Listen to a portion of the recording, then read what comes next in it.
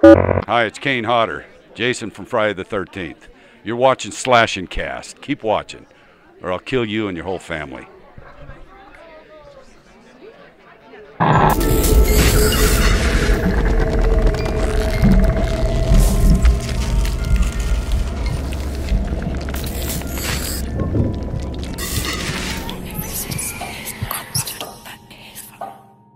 What's going on, horror fans? Welcome to another episode of Slash and Cast. My name is Riley, and that is Nick. And today we have some bad news for you, a tiny bit more bad news, and then some good news, and then some other stuff mixed in between. Right.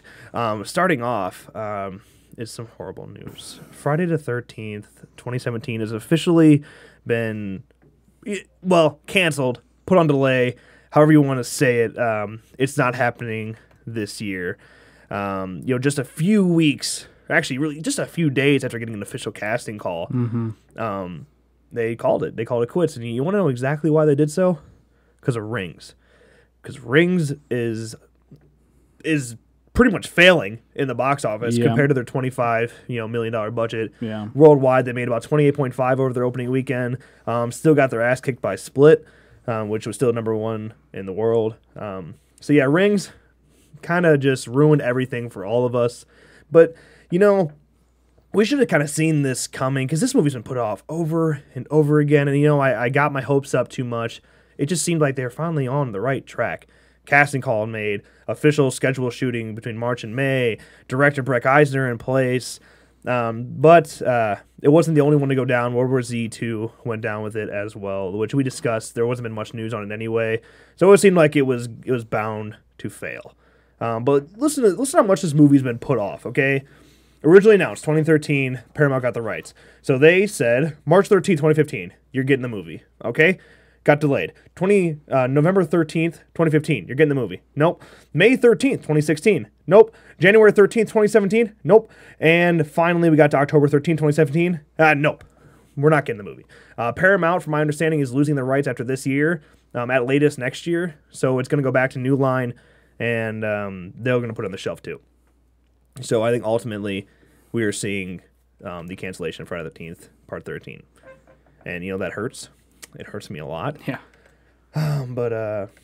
There's some petitions going out there. If you really are a big fan, you can go sign them. It might do something. Shows that there's... I don't think they care if there's the fans really want it. It's a world of money, man. The thing is, they could do it on an extremely low budget. Yeah. And they're going to make their money back. I don't... Comparing this to Rings just doesn't seem fair to me. Mm-mm. Rings wasn't, that big of a franchise as it was anyway. The first one made a lot of money, but the second one sucked. And most people know that. So going into Rings, when the first trailer that came out was pretty damn bad, we got a better one eventually right before. Rings didn't look too great. It was on our honorable mention. For anticipated films, we were aware, though, that it could have definitely failed, and it did, and it is now ruined Friday the 13th for this year, and World War Z 2. Two things I was really interested in seeing. Thank you. Yeah, thanks, Rings. Thanks for nothing. But in other news, this is where I'm talking about a tiny little bit more bad news, Halloween 2017, now, of course, it has been put off, okay? So 2017 no longer a thing, 2018 is. But that comes with some great news, okay? Now, John Carpenter went to his Facebook page, and this is a quote to what he said on his Facebook. David Gordon Green and Danny McBride are joining the project to complete the creative team. David and Danny will write the script together, and David will direct. I will continue my executive producer role to consult and offer my advice and feedback as needed. David and Danny both came to my office recently with Jason Blum and shared their vision for the new movie, and wow, caps locked, wow, they get it. They're gonna dig it. They blew me away. That's huge from John Carpenter, okay? That's huge. This guy obviously knows what he's talking about, and for him to come out, release publicly that he is behind it 100%, that's really big for the franchise. And he also said, I might even do the music. Maybe it could be kind of cool. That would be amazing, too. Yeah. Even the fans alone will return to see it just because of that reason. John Carpenter's name on this and being so behind it is huge, okay? Now, just a day later, we got another release, more information about Halloween coming out in 2018. Quote from Danny McBride. Okay, this is the new writer of Halloween. It's not a remake. It's gonna continue the story of Michael Myers in a really grounded way. And for our mythology, we're focusing mainly in the first 2 movies and what that sets up, and then where the story can go from there. Green and I are definitely trying to do a straight-up horror. Halloween has always been one of my favorite movies of all time. There is a simplicity and an efficiency that first one that I think always the movies just to be scary as hell. And so Green and I, our approach is to get back to that. Yes. Huge. That's all we wanted to hear as real fans. If you're a real fan of Halloween, the Rob Zombie stuff is not what we wanted. It's not what you need to see. No. That simplicity approach of pure evil is what we want. And it's great to see, one, that they're not rebooting it. And it's going to be a technical sequel to Halloween 1 and 2. No, the original Halloween 1 and 2 it is. And that is going back to its roots. That's what we wanted. Yeah. That's all we wanted. Jesus. But, of course, we don't know, how if Jamie Lee Curtis will be involved. I'm doubting it tremendously that she'll be involved. But maybe. Maybe a cameo. Yeah, the original for Halloween Returns, which was happened before Dimension lost the rights, is that it was going to take place 30 years later, and the deputy at the time of Halloween 2 was going to be the sheriff, and he was going out back to get Michael again, something like that. That's what I imagine they do. I imagine they take that role, but still, you could see a recasting. They could. I think that'd be a stupid decision, but they could see a recasting of like Jamie Lee Curtis' character as Laurie Strode. And going right after that night, I doubt they take that approach. That would kind of ruin the whole point of doing a sequel to that one. Right. But yeah, it's happening. You got some bad news that's been put off from this year, so all the franchise returns we were talking about are going away very quickly. But it's great that it's still on, and it's great that John Carpenter is so behind it. Mm-hmm. Yeah. All right. Before we move on to our next subject, we got 2 more in the books here. We have a brand new series premiering on our Podbean and on iTunes called Crippling Commentaries. So we're going to give you a quick sneak peek right now. Check it out. It's time for another crippling commentary brought to you by Slash and Cast. But when the cops came... My arm! When the cops came, and a big deck that wraps almost all the way around her house, over the mountain. She's got 2 tables. That's how you know she's real. She's got 2 tables. Yeah, they have a lot of parties where there's at least 8 people. Easy access to the roof. Oh, yeah. There's another level? Wow. God, must be nice. What's her dad do again? Her mom's dead, so not taking the money that way. What does her dad do? He's on a work trip. It's a scary movie. He deals drugs. That makes more sense. Yeah, it's possible. Oh. Going up the stairs, listen. Casey. Oh, man, I forgot about that. I'm glad you mentioned that. It sounds like he's saying, Casey. Which... Oh. We keep cutting, back and forth. This movie just never delivers.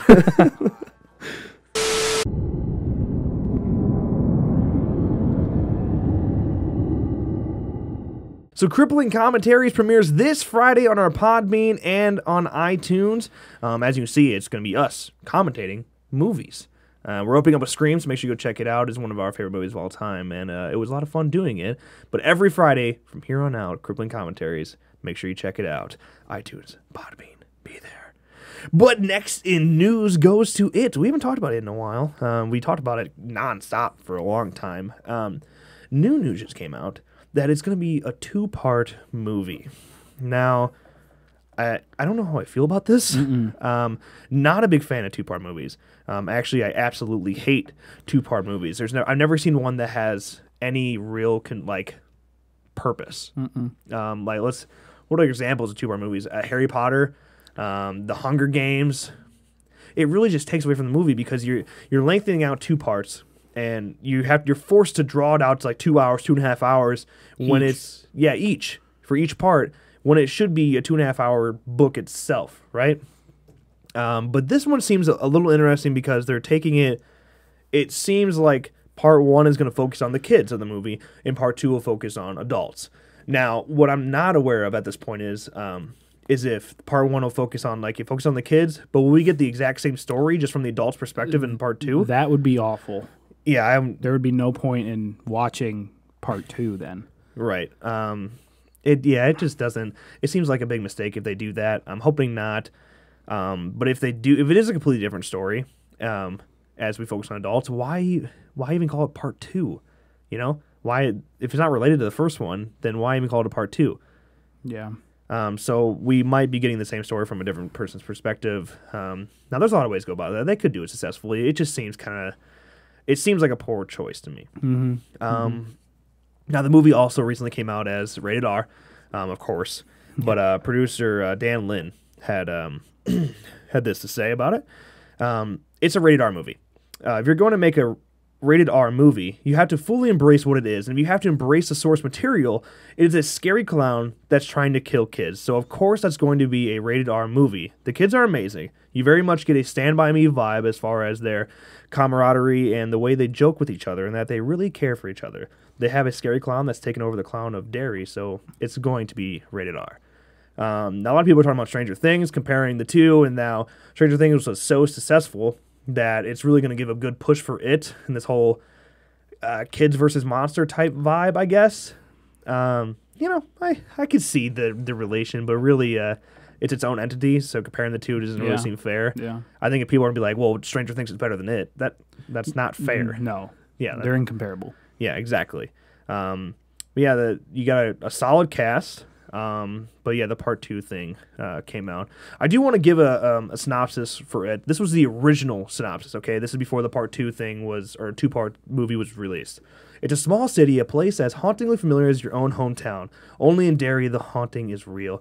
There were 7 teenagers when they first stumbled upon the horror. Now they are grown-up men and women and have gone into the big world to gain success and happiness, but none of them can withstand the force that has drawn them back to Derry to face the nightmare without an end and the evil without a name. Now, reading that, you can imagine that the first one is them as kids. The second part is them as adults. That makes sense. Still, I don't understand why it's a sequel. You know, I still don't get the part 1, part 2 thing. But regardless, it's happening. It comes out September 8th of 2017. I still have hopes for it. This is a part 2 thing that makes me nervous. It's still looking good from what we've seen. Exactly. Yeah. Nothing really bad has been released yet. Of course, we're waiting for that trailer. Then I'll give you a real opinion on what I think it's going to be. But yeah, let's move on. In other news, Hellraiser Judgment. We haven't heard anything about it in a while, really. We weren't even sure if it was going to make, its premise this year. We thought it was another franchise that was going to be put off to 2018. By the way, which it definitely might still happen. But what's interesting is what director of Hellraiser Judgment said on a podcast, 60 Minutes with Podcast, and had this to say about the film. All I can say is the movie is finished. It's edited, got sound and music, and it's all done.